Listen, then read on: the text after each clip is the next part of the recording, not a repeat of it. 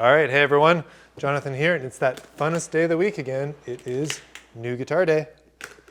Today, we've got the brand spanking new model from Taylor. This is their gold label, 717E. Let's check it out.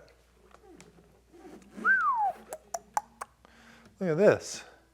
Very nice. This is, now you might say, this looks a little different than Taylor's that I'm used to, and you'd be correct. For a variety of reasons. This is Taylor's branching off in a little different direction, and they describe these as being born with an old soul, and they definitely have that older kind of tone to it. These are very warm, they're very bassy, very rich sounding guitars. It's a bit of a departure from their crisp and bright sounding fingerstyle guitars, so everything looks a little different too, which is cool. This is spruce top, which is not that different, but it is torrefied.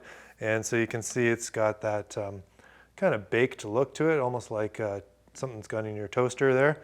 And they did the fire stripe pickguard on here, which is really cool. Also comes in sunburst and a black. And those ones have contrasting pickguards that look really cool too, a white one, I believe. And then we've got some really nice, simple wooden bridge pins on there. And check out that headstock. Let's go to that camera. Look at that. Very simple, very vintagey. It suits the vibe of this guitar. I think it's really cool. This is rosewood back and sides, classic tone wood, and also available as a 517, which is mahogany. So let's, enough talk. Let's play this guitar.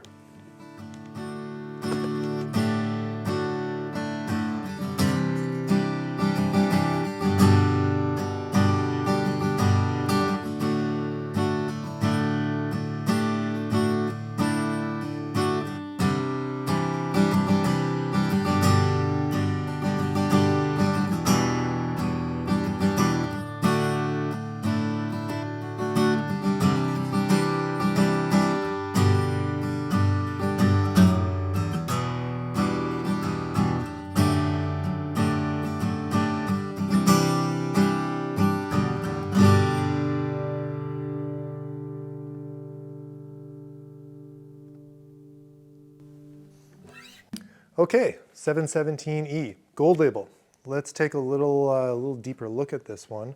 So I'd already mentioned the torrefied top, rosewood back and sides. It's a mahogany neck. Neck profile is comfortable. It's kind of vintagey. I'd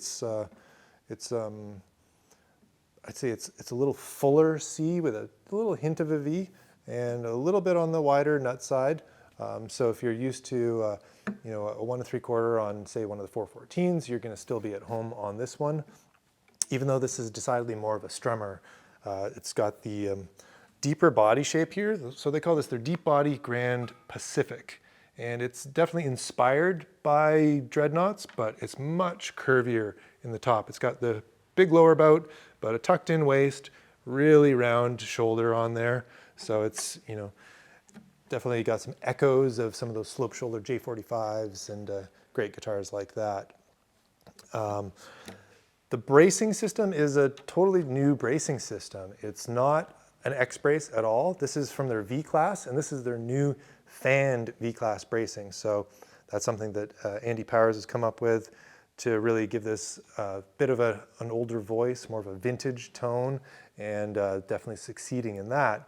And the other really interesting thing about this guitar and this whole series of guitars is it's got an entirely new neck joint.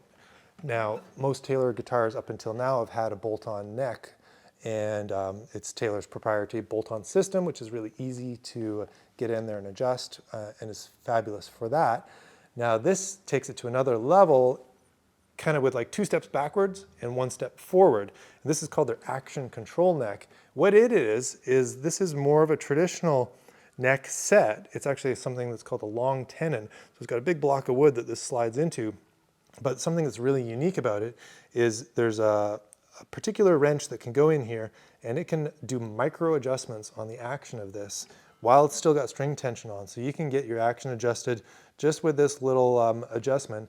And I've been told that doing a full neck reset on this guitar is like 10 minutes. So I'm gonna, take their word on that one. I'm not gonna try resetting the neck on here, but they say it's even easier than doing it on a traditional Taylor. So that's quite cool. Other than that, we've got different electronics in here too. So they've got LR Baggs pickup. Now on Taylor, they've always had their Taylor branded ES2 pickups for a long time. That's a fantastic pickup, nothing wrong with that, but it's nice to see them offering some other options. So lots of new stuff on here to give it sort of a, more of a warm and old kind of tone.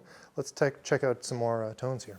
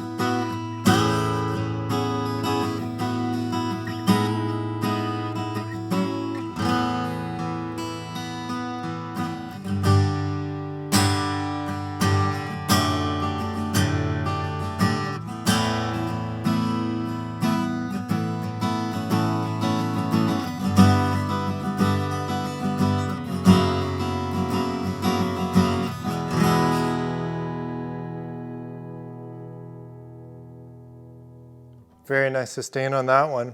Now, you've noticed I've got another Taylor here. Thought I'd just do a little quick demo on the 414, because this is more sort of what Taylor has been known for. And I think there's a lot of people that may have tried a Taylor in the past and have felt that like, oh, it's not the guitar for me. Maybe it's too bright. Maybe it's got too much top end.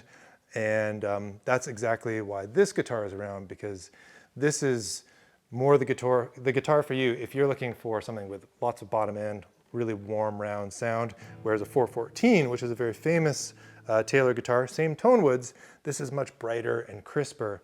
And if you're playing fingerstyle, this is a fantastic guitar for that. But if you want to primarily be strumming chords and have a big, warm, open sound, the Gold Label 717 is probably more up your alley. So let's check this one out.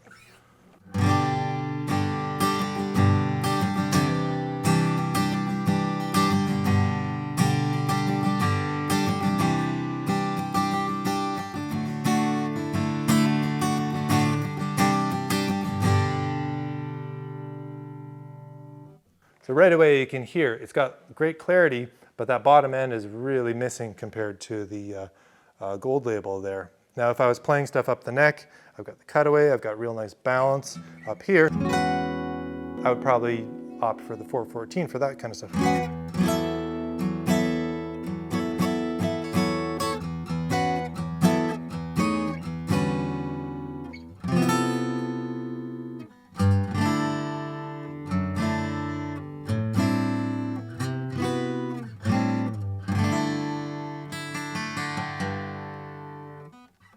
Now, if we switch back to the 717, we should be hearing that bottom end come back in. There we go.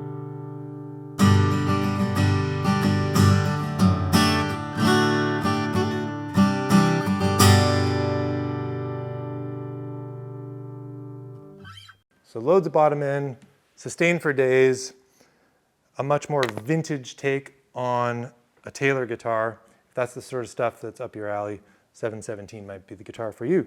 So thanks for watching this demo today. Very excited to have this new guitar in the shop.